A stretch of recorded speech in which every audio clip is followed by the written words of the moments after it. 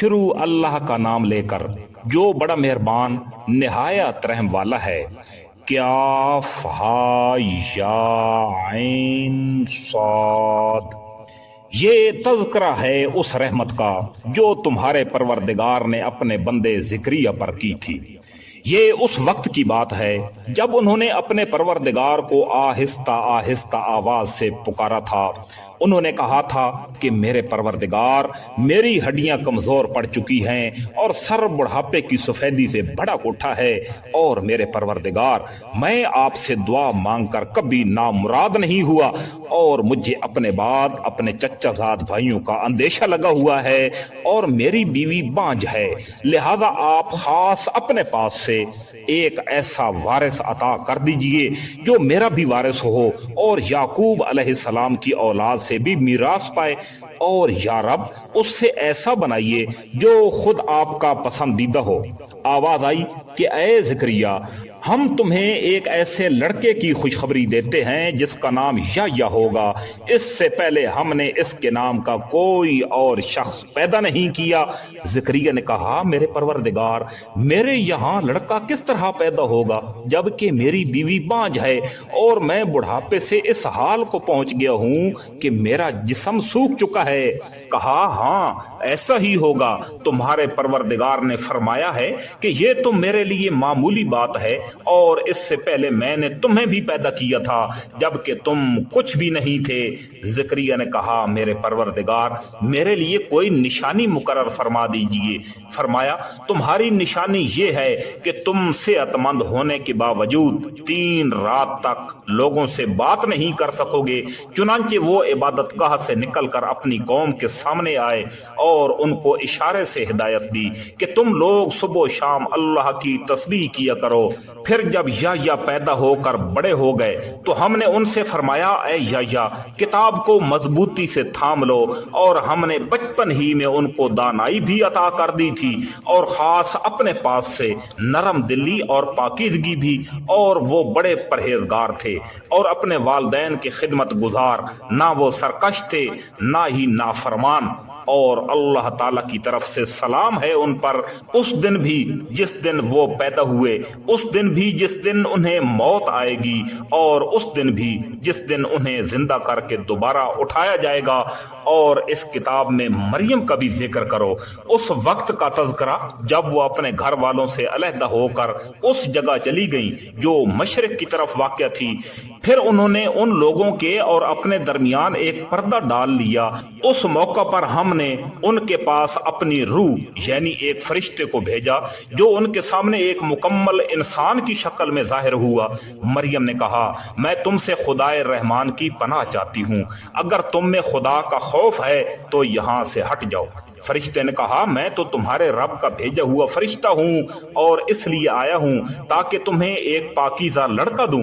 مریم نے کہا، میرے ہاں لڑکا کیسے ہو جائے گا جبکہ مجھے کسی بشر نے چھوا تک نہیں، اور نہ میں بدکار عورت ہوں۔ فرشتے نے کہا، ایسے ہی ہو جائے گا، تمہارے رب نے فرمایا ہے کہ یہ میرے لیے ایک معمولی بات ہے، اور ہم یہ کام اس لیے کریں گے تاکہ اس لڑکے کو لوگوں کے لیے اپنی قدرت کی ایک نشانی بنائیں اور اپنی طرف سے رحمت کا مظاہرہ کریں، اور یہ بات پوری طرح طے ہو چکی ہے۔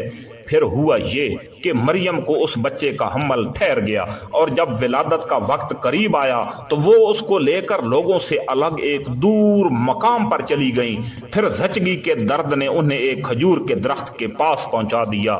وہ کہنے لگیں، کاش میں اس سے پہلے مر گئی ہوتی یا مر کر بھولی بسری ہو جاتی۔ پھر فرشتے نے ان کے نیچے ایک جگہ سے انہیں آواز دی کہ غم نہ کرو، تمہارے رب نے تمہارے نیچے ایک چشمہ پیدا کر دیا ہے، اور کھجور کے تنے کو اپنی طرف ہلاؤ، اس میں سے پکی ہوئی تازہ کھجوریں تم پر جھڑیں گی، اب کھاؤ اور پیو اور آنکھیں ٹھنڈی رکھو، اور اگر لوگوں میں سے کسی کو آتا دیکھو تو اشارے سے کہہ دینا کہ آج میں نے خدائے رحمان کے لیے ایک روزے کی منت مانی ہے، اس لیے میں کسی بھی انسان سے بات نہیں کروں گی۔ پھر وہ اس بچے کو اٹھائے ہوئے اپنی قوم کے پاس آئیں۔ وہ کہنے لگے کہ مریم، تم نے تو بڑا غضب ڈھا دیا، اے ہارون کی بہن، نہ تو تمہارا باپ کوئی برا آدمی تھا، نہ تمہاری ماں کوئی بدکار عورت تھی۔ اس پر مریم نے اس بچے کی طرف اشارہ کیا۔ لوگوں نے کہا بھلا ہم اس سے کیا بات کریں جو ابھی پالنے میں پڑا ہوا بچہ ہے۔ اس پر بچہ بول اٹھا کہ میں اللہ کا بندہ ہوں، اس نے مجھے کتاب دی ہے اور نبی بنایا ہے، اور جہاں بھی رہوں مجھے بابرکت بنایا ہے، اور جب تک رہوں مجھے نماز اور زکوٰۃ کا حکم دیا ہے، اور مجھے اپنی والدہ کا فرما بردار بنایا ہے، اور مجھے سرکش اور سنگ دل نہیں بنایا، اور اللہ کی طرف سے سلامتی ہے مجھ پر، اس دن بھی جب میں پیدا ہوا، اور اس دن بھی جس دن میں مروں گا، اور اس دن بھی جب مجھے دوبارہ زندہ کر کے اٹھایا جائے گا۔ یہ ہیں عیسیٰ ابن مریم۔ ان کی حقیقت کے بارے میں سچی بات یہ ہے جس میں لوگ جھگڑ رہے ہیں۔ اللہ کی یہ شان نہیں ہے کہ وہ کوئی بیٹا بنائے، اس کی ذات پاک ہے۔ جب وہ کسی بات کا فیصلہ کر لیتا ہے تو بس اس سے یہ کہتا ہے کہ ہو جا، چنانچہ وہ ہو جاتی ہے۔ اور اے پیغمبر صلی اللہ علیہ وآلہ وسلم، لوگوں سے کہہ دو کہ یقیناً اللہ میرا بھی پروردگار ہے اور تمہارا بھی پروردگار، اس لیے اس کی عبادت کرو، یہی سیدھا راستہ ہے۔ پھر بھی ان میں سے کچھ گروہوں نے اختلاف ڈال رکھا ہے، چنانچہ جس دن یہ ایک زبردست دن کا مشاہدہ کریں گے، اس دن ان کی بڑی تباہی ہوگی جنہوں نے کفر کا ارتکاب کیا ہے۔ جس روز یہ ہمارے پاس آئیں گے اس دن یہ کتنے سننے والے اور دیکھنے والے بن جائیں گے، لیکن یہ ظالم آج کھلی گمراہی میں پڑے ہوئے ہیں۔ اور اے پیغمبر صلی اللہ علیہ وآلہ وسلم، ان کو اس پچھتاوے کے دن سے ڈرائیے جب ہر بات کا آخری فیصلہ ہو جائے گا، چنانچہ یہ لوگ اس وقت غفلت میں ہیں اور ایمان نہیں لا رہے۔ یقین جانو کہ زمین اور اس پر سارے رہنے والوں کے وارث ہم ہی ہوں گے، اور ہماری طرف ہی ان سب کو لوٹایا جائے گا۔ اور اس کتاب میں ابراہیم علیہ السلام کا بھی تذکرہ کرو، بے شک وہ سچائی کے خوگر نبی تھے۔ یاد کرو جب انہوں نے اپنے باپ سے کہا تھا کہ اے ابا جان، آپ ایسی چیزوں کی کیوں عبادت کرتے ہیں جو نہ سنتی ہیں اور نہ دیکھتی ہیں اور نہ آپ کا کوئی کام کر سکتی ہیں؟ ابا جان، میرے پاس ایک علم آیا ہے جو آپ کے پاس نہیں آیا، اس لیے میری بات مان لیجئے، میں آپ کو سیدھا راستہ بتلا دوں گا۔ ابا جان، شیطان کی عبادت نہ کیجئے، یقین جانیے کہ شیطان خدائے رحمان کا نافرمان ہے۔ ابا جان، مجھے اندیشہ ہے کہ خدائے رحمان کی طرف سے آپ کو کوئی عذاب نہ آ پکڑے جس کے نتیجے میں آپ شیطان کے ساتھی بن کر رہ جائیں۔ ان کے باپ نے کہا ابراہیم، کیا تم میرے خداؤں سے بیزار ہو؟ یاد رکھو اگر تم باز نہ آئے تو میں تم پر پتھر برساؤں گا، اور اب تم ہمیشہ کے لیے مجھ سے دور ہو جاؤ۔ ابراہیم علیہ السلام نے کہا میں آپ کو رخصت کا سلام کہتا ہوں، میں اپنے پروردگار سے آپ کی بخشش کی دعا کروں گا، بے شک وہ مجھ پر بہت مہربان ہے، اور میں آپ لوگوں سے بھی الگ ہوتا ہوں، اور اللہ کو چھوڑ کر آپ لوگ جن کی عبادت کرتے ہیں ان سے بھی، اور میں اپنے پروردگار کو پکارتا رہوں گا۔ مجھے امید ہے کہ اپنے پروردگار کو پکار کر میں نامراد نہیں رہوں گا۔ چنانچہ جب وہ ان سے اور ان کے بتوں سے الگ ہو گئے جنہیں وہ اللہ کے بجائے پکارا کرتے تھے، تو ہم نے انہیں اسحاق اور یعقوب علیہ السلام جیسی اولاد بخشی، اور ان میں سے ہر ایک کو نبی بنایا، اور ان کو اپنی رحمت سے نوازا، اور انہیں اونچے درجے تک کی نیک نامی عطا کی۔ اور اس کتاب میں موسیٰ علیہ السلام کا بھی تذکرہ کرو، بے شک وہ اللہ کے چنے ہوئے بندے تھے اور رسول اور نبی تھے۔ ہم نے انہیں کوہ طور کی دائیں جانب سے پکارا اور انہیں اپنا رازدار بنا کر اپنا قرب عطا کیا، اور ہم نے ان کے بھائی ہارون کو نبی بنا کر اپنی رحمت سے انہیں ایک مددگار عطا کیا۔ اور اس کتاب میں اسماعیل علیہ السلام کا بھی تذکرہ کرو، بے شک وہ وعدے کے سچے تھے اور رسول اور نبی تھے، اور وہ اپنے گھر والوں کو بھی نماز اور زکوٰۃ کا حکم دیا کرتے تھے اور اپنے پروردگار کے نزدیک پسندیدہ تھے۔ اور اس کتاب میں ادریس علیہ السلام کا بھی تذکرہ کرو، بے شک وہ سچائی کے خوگر نبی تھے، اور ہم نے انہیں رفعت دے کر ایک بلند مقام تک پہنچا دیا تھا۔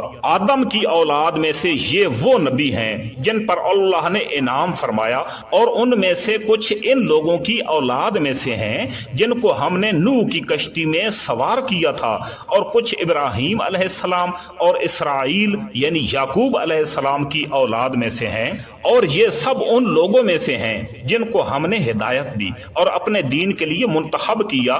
جب ان کے سامنے خدائے رحمان کی آیتوں کی تلاوت کی جاتی تو یہ روتے ہوئے سجدے میں گر جاتے تھے۔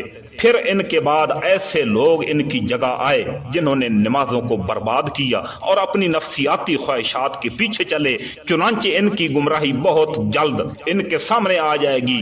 البتہ جن لوگوں نے توبہ کر لی اور ایمان لے آئے اور نیک عمل کیے تو ایسے لوگ جنت میں داخل ہوں گے اور ان پر ذرا بھی ظلم نہیں ہوگا۔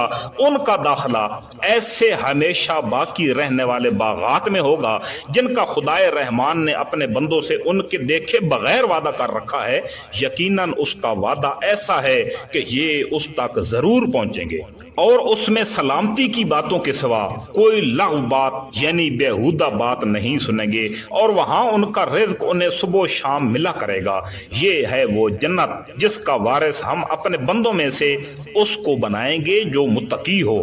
اور فرشتے تم سے یہ کہتے ہیں کہ ہم آپ کے رب کے حکم کے بغیر اتر کر نہیں آتے۔ جو کچھ ہمارے آگے ہے اور جو کچھ ہمارے پیچھے ہے اور جو کچھ ان سب کے درمیان ہے وہ سب اسی کی ملکیت ہے، اور تمہارا رب ایسا نہیں ہے جو بھول جایا کرے۔ وہ آسمانوں اور زمین کا بھی مالک ہے اور جو مخلوقات ان کے درمیان ہیں ان کا بھی، لہذا تم اس کی عبادت کرو اور اس کی عبادت پر جمے رہو۔ کیا تمہارے علم میں کوئی اور ہے جو اس جیسی صفات رکھتا ہو؟ اور کافر انسان یہ کہتا ہے کہ جب میں مر چکوں گا تو کیا واقعی اس وقت مجھے زندہ کر کے نکالا جائے گا؟ کیا اس انسان کو یہ بات یاد نہیں آتی کہ ہم نے اسے شروع میں اس وقت پیدا کیا تھا جب وہ کچھ بھی نہیں تھا؟ تو قسم ہے تمہارے پروردگار کی، ہم ان کو اور ان کے سارے شیاطین کو ضرور اکٹھا کریں گے، پھر ان کو دوزخ کے گرد اس طرح لے کر آئیں گے کہ یہ سب گھٹنوں کے بل گرے ہوئے ہوں گے۔ پھر ان کے ہر گروہ میں سے ان لوگوں کو کھینچ نکالیں گے جو خدائے رحمان کے ساتھ سرکشی کرنے میں زیادہ سخت تھے۔ پھر یہ بات ہم ہی خوب جانتے ہیں کہ وہ کون لوگ ہیں جو سب سے پہلے اس دوزخ میں جھونکے جانے کے زیادہ مستحق ہیں، اور تم میں سے کوئی بھی نہیں ہے جس کا اس دوزخ کے اوپر سے گزر نہ ہو۔ اس بات کا تمہارے پروردگار نے حتمی طور پر ذمہ لے رکھا ہے۔ پھر جن لوگوں نے تقوی اختیار کیا انہیں تو ہم نجات دے دیں گے، اور جو ظالم ہیں انہیں اس حالت میں چھوڑ دیں گے کہ وہ اس دوزخ میں گھٹنوں کے بل پڑے ہوں گے۔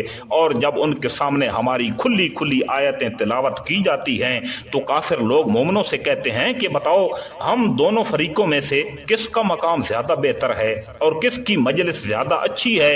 اور یہ نہیں دیکھتے کہ ان سے پہلے ہم کتنی نسلیں ہلاک کر چکے ہیں جو اپنے ساز و سامان اور ظاہری آن بان میں ان سے کہیں بہتر تھے۔ کہہ دو کہ جو لوگ گمراہی میں پڑ جائیں تو ان کے لیے مناسب یہی ہے کہ خدائے رحمان انہیں خوب ڈھیل دیتا رہے یہاں تک کہ جب یہ لوگ وہ چیز خود دیکھ لیں گے جس سے انہیں ڈرایا جا رہا ہے، چاہے وہ اس دنیا کا عذاب ہو یا قیامت کا، تو اس وقت انہیں پتہ چل جائے گا کہ بدترین مقام کس کا ہے اور لشکر کس کا زیادہ کمزور تھا۔ اور جن لوگوں نے سیدھا راستہ اختیار کر لیا ہے اللہ ان کو ہدایت میں اور ترقی دیتا ہے، اور جو نیک عمل باقی رہنے والے ہیں ان کا بدلہ بھی تمہارے پروردگار کے یہاں بہتر ملے گا اور ان کا مجموعی انجام بھی بہتر ہوگا۔ بھلا تم نے اس شخص کو نہیں دیکھا جس نے ہماری آیتوں کو ماننے سے انکار کیا اور یہ کہا کہ مجھے مال اور اولاد آخرت میں بھی ضرور ملیں گی؟ کیا اس نے عالم غیب میں جھانک کر دیکھ لیا ہے یا اس نے خدائے رحمان سے کوئی عہد لے رکھا ہے؟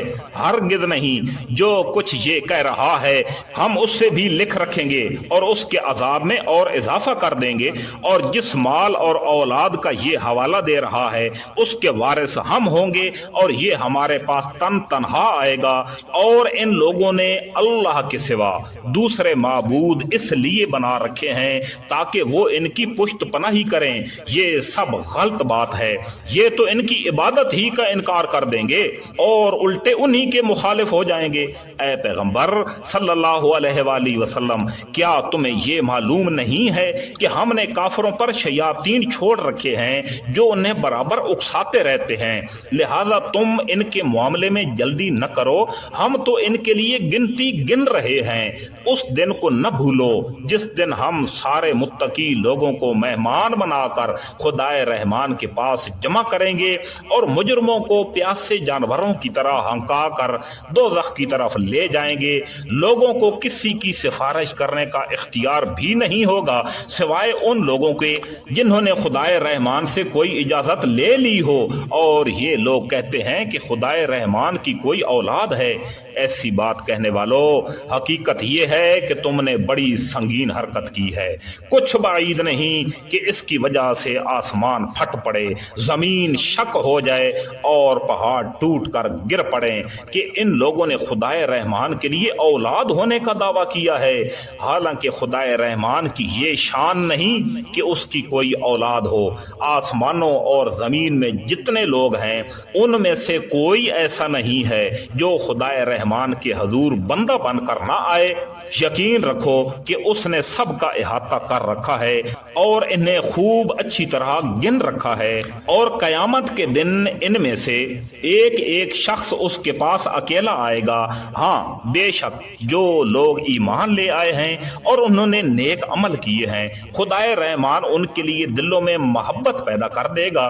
चुनांचे ए पैगंबर सल्लल्लाहु अलैहि वसल्लम, हमने इस कुरान को तुम्हारी जुबान में आसान बना दिया है ताकि तुम इसके जरिए मुत्तकी लोगों को खुशखबरी दो और इसी के जरिए उन लोगों को डराओ जो जिद की वजह से झगड़े पर आमादा हैं। इससे पहले हम कितनी ही कौमों को हिलाक कर चुके हैं, क्या तुम्हें टटोलने से यानी ढूंढने से भी उनमें से किसी का पता मिलता है या उनमें से किसी की भिनक भी तुम्हें सुनाई देती है?